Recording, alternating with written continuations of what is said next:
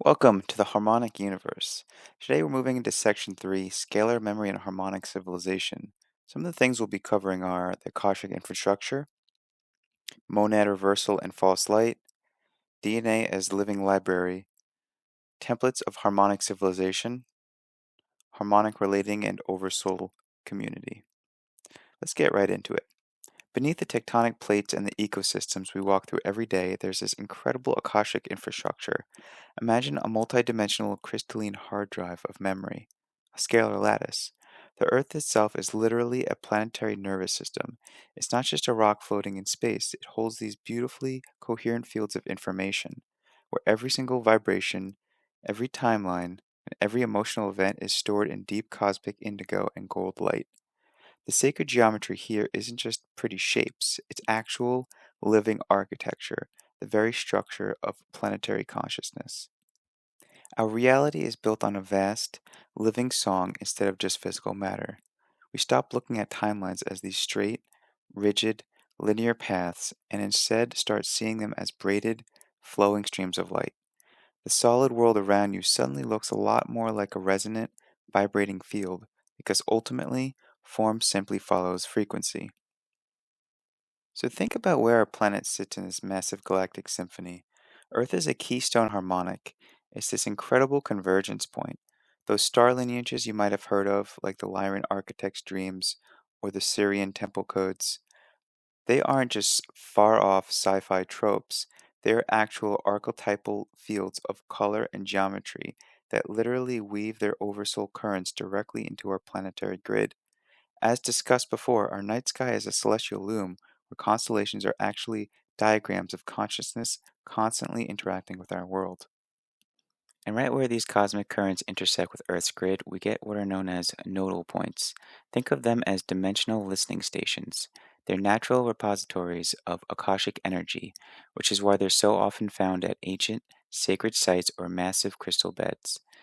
If you've ever felt a profound, almost inexplicable shift in your own energy while standing in an ancient forest or next to a crystal clear spring, you might have been standing right on a node. When we stand on these nodes with clear intention, we're not just walking on the dirt, we are tuning into a two-way field of memory. We're receiving planetary codes and, in turn, broadcasting our own harmonic intelligence right back into the grid. Now bring that concept inward because your physical form is a living reflection of this exact same geometry. Your DNA isn't just some microscopic biological zipper, it actually acts as a radiant, crystalline antenna. This is literally the light within the code. Your DNA transduces cosmic and spiritual signals directly into your physical body.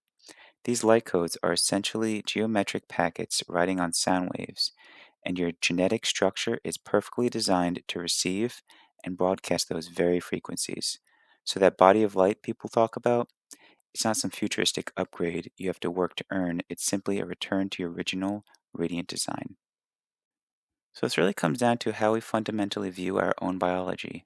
The old cosmology of limitation tells us that DNA is just a fixed biological script, that we're entirely bound by ancestral wounds and static blueprints. But the harmonic view, it completely explodes that limitation. DNA is a living scalar song. It acts as a light reactive filament that naturally rewires itself in real time in response to your emotions, the tones you speak, and your clear intentions. You absolutely aren't a product of broken genes. You are a steward of an ancient, highly intelligent frequency architecture.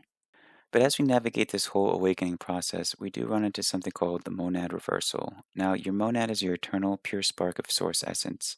However, this pure signal can sometimes get tangled up in synthetic, externalized false light systems. These are structures that flawlessly mimic the language of love and light, but underneath they're actually built on frequency control. They essentially try to convince you that your salvation has to be managed by something outside of yourself, which completely bypasses your own inner sovereignty. So we need to make a clear distinction here. On one side, we have inversion fields. These are the energetic distortions, those parasitic looping patterns that masks the truth, siphons off your energy, and fragments your awareness. Bringing the exact opposite side, we have harmonic inversion. And this is a really beautiful, sacred tool for divine integration, where waveforms are consciously mirrored to reveal hidden symmetry and actually unify polarity. Basically, one traps you in a repetitive loop while the other leads to profound remembrance. And how do you tell the difference? True discernment between the two is something you physically feel in your body as resonance. And the way we navigate these distortions isn't through fear, paranoia, or putting up miles of energetic armor. Not at all. We do it through sovereign clarity. You simply stabilize your own resonant tone until your field naturally becomes a living firewall. A sovereign field isn't a walled off fortress, it's transparent. It allows lessons in but blocks violations. Because true service to the world isn't always about frantic outward action. Harmonic service is a frequency. It's a state of being where you stabilize everyone around you simply through the coherence of your presence alone.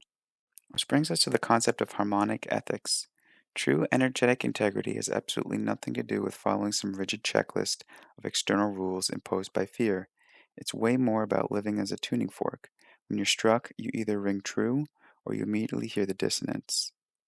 Right action is a frequency you feel directly in your body field. When you act out of alignment, you create energetic leakage. But when you act in coherence, you literally anchor the entire network. You become this silent activator for others simply by emitting a resonance that reminds them of their own inner truth. I want to pose this question because it's a profound ethical compass you can use every single day.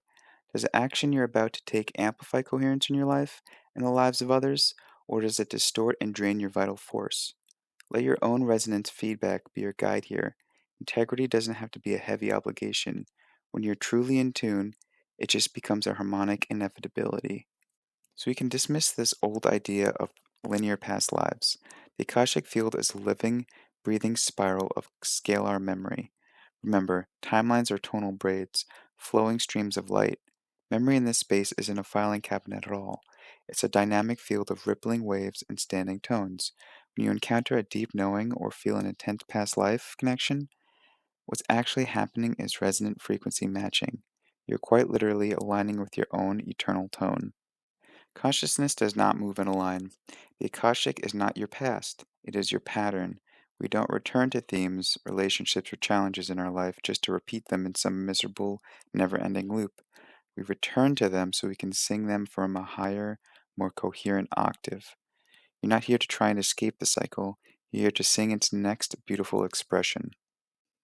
And as we clear our own individual fields and raise our octaves, we actually anchor the architecture for the whole collective, the templates of the new harmonic civilization.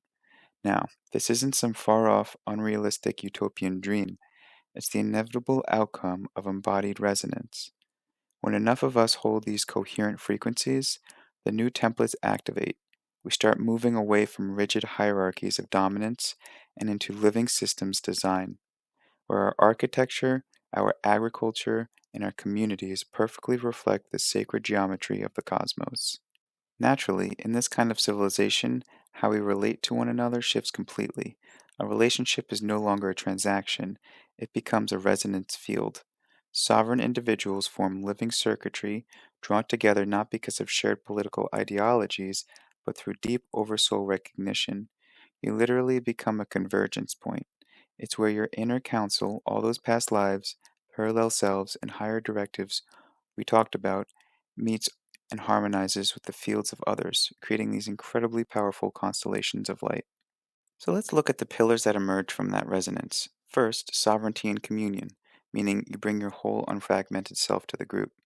Then, living systems design, where form simply follows frequency. Next is emotional transparency, where conflict is actively metabolized rather than just repressed.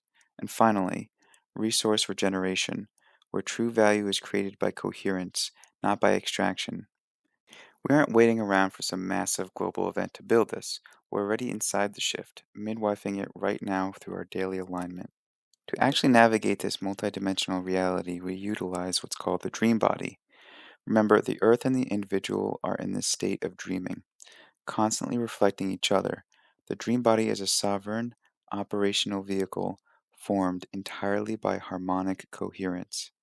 It's what allows you to move between density bands, integrate your parallel selves, and receive guidance from your oversoul.